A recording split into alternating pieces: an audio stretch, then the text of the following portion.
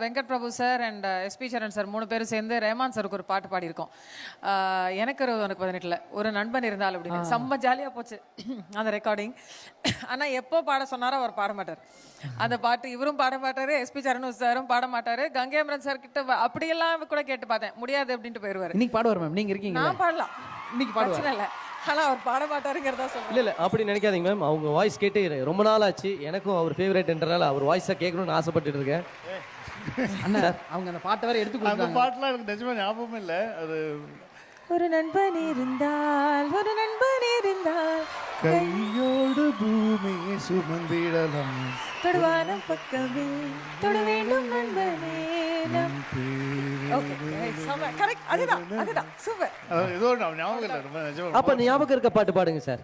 ஞாபகம் இருக்கிற பாட்டா?